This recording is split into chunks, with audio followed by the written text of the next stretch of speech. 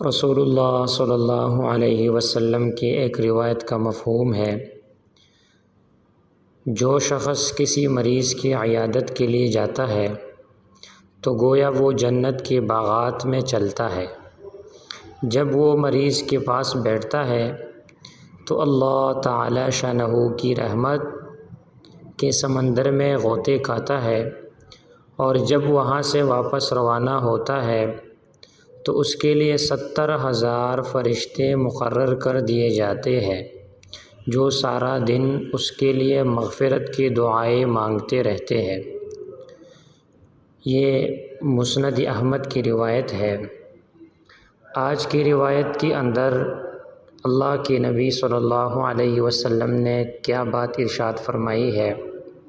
سبحان اللہ۔ اللہ کے نبی نے فرمایا کہ جو آدمی کسی مریض کے، کسی بیمار کی عیادت کے لیے جاتا ہے تو وہ ایسا ہے کہ گویا وہ جنت کے باغات میں چل رہا ہے۔ اس سے یہ بات معلوم ہوئی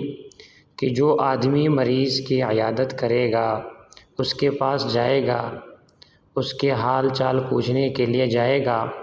تو وہ ایسا ہے کہ وہ جنت کے باغات میں چل رہا ہے۔ اور دوسرے نمبر پر اللہ کے نبی نے ارشاد فرمایا کہ جب وہ اس کے پاس بیٹھتا ہے تو وہ ایسا ہے گویا کہ اللہ کی رحمت کے سمندر میں غوطہ کھا رہا ہے، یعنی اللہ کی رحمتوں کی برسات اس کے اوپر ہو رہی ہے، اور وہ آدمی اللہ کی رحمتوں کے اندر لپٹا ہوا ہے۔ تو یہ کتنی بڑی خوش قسمتی کی بات ہے کہ ایک آدمی اپنی مسلمان بھائی کی عیادت کے لیے جائے اور وہ اللہ کی رحمتوں میں لپٹا ہوا اللہ کی رحمتوں کو حاصل کرے۔ اور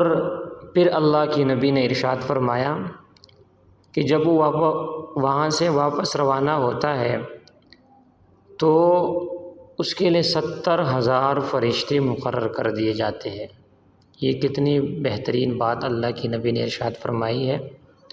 کہ ایک تو باغات میں بھی اس کی سیر ہو رہی ہے، دوسرے نمبر پر اللہ کی رحمت کے سمندر میں غوطے بھی کھا رہا ہے، اور صرف اکتفا اس پر نہیں بلکہ یہ فرمایا کہ 70,000 فرشتے اس کے لیے مقرر کر دیے جاتے ہیں، جو سارا دن اس کے لیے مغفرت کی دعائیں مانگتے رہتے ہیں۔ تو میرے بھائیوں، آج کے معاشرے کے اندر اس چیز کی بہت کمی محسوس ہو رہی ہے کہ ہمارے پڑوس میں کوئی بھی دوست احباب، کوئی بھی بھائی بیمار ہو جائے تو ہم صرف اس نیت سے جاتے ہیں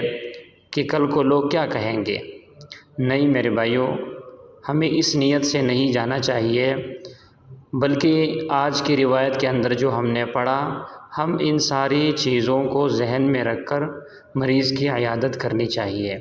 اور ایک روایت میں یہ بھی آیا ہے کہ جب آپ کسی مریض کے پاس جائیں تو اس کے لیے دعا کریں، لا بأس طہور ان شاء اللہ، کہ کوئی حرج نہیں، آپ پریشان نہ ہو، اللہ تعالیٰ انشاءاللہ آپ کو جلد شفایاب عطا فرمائیں گے۔ اللہ تعالیٰ مجھے اور آپ کو ان تمام باتوں پر عمل کرنے کی توفیق عطا فرمائیں۔